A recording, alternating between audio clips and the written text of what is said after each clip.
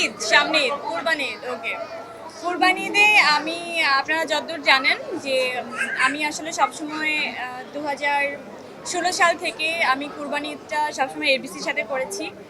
বিগত 3 বছর অথবা 4 বছর মেবি, এই বছর নিয়ে 4 বছর হবে হয়তো, আমি এফডিসিতে কুরবানি দিচ্ছি না বা এই এফডিসিতে কুরবানিটাও করতেছি না আমি। এটা নানা কারণ আছে, সেগুলো আসলে পাবলিক এখনো ক্লিয়ার। আমি চাই এফডিসিতেও কুরবানিটা হোক সবার সাথে, আমার সহশিল্পীরা যারা আছেন, যাদেরকে আপনারা দুস্থ বলে গণ্য করেন, আমি চাই যে তাদেরও কুরবানিটা হোক, উৎসবমুখর হোক, আমি থাকি আর না থাকি। আর আমি যেহেতু আমার নানু ভাই নেই, নানু ভাই চলে গেছেন, তো আমার মনে হয় নানু ভাই সবসময় চাইতো আমি বাড়ি গিয়ে আসলে ঈদটা করি, কুরবানিটা সবার সাথে আমি ভাগাভাগি করি, আমি নিজের হাতে সবাইকে কুরবানির মাংসটা বিলিয়ে দেই। আমার সেই জায়গা থেকেই আসলে আমি তো অনেক বছর, প্রায় 8-9 বছর আমি বাড়িতে যাইনি শুধু এফডিসির জন্য।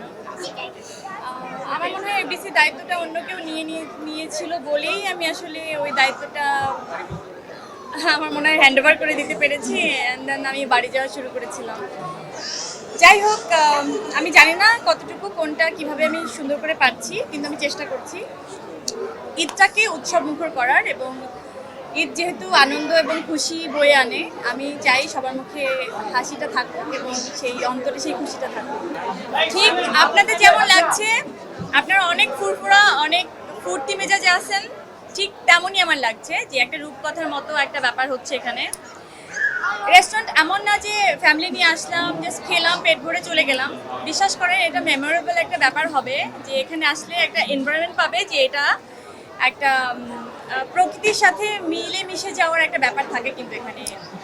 ইভেন আমি যখন উপরে গেলাম, পানির ফোয়ারাগুলো যেভাবে, ও মাই গড, ইটস অ্যামেজিং। যদি এখানে কেউ না আসে, সরাসরি কেউ না আসে, তাহলে কেউ আসলে বুঝতে পারবে না ব্যাপারটাকে, ফিল করতে পারবে না। আমার মনে হয় সবার একবার আসা উচিত এবং এটাকে সরাসরি উপভোগ করা উচিত।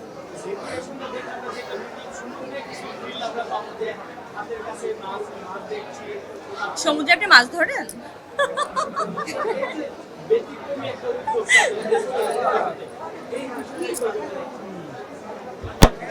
ব্যতিক্রম বলেই তো আমরা আসলে সবাই একটু সুন্দর করে দেখতে চাই, ব্যতিক্রম ভাবেই দেখতে চাই। আমার মনে হয় সেই ব্যতিক্রম ব্যাপারটা এখানে ঘটেছে।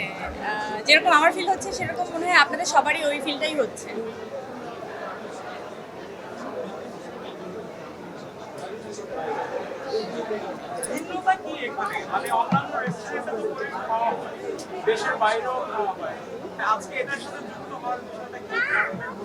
আমার কোনো রেস্টুরেন্টে গিয়ে খাওয়াটা হয় না আসলে, আমি শুরু থেকে খাই না। যখন আমি পড়েছিলাম না,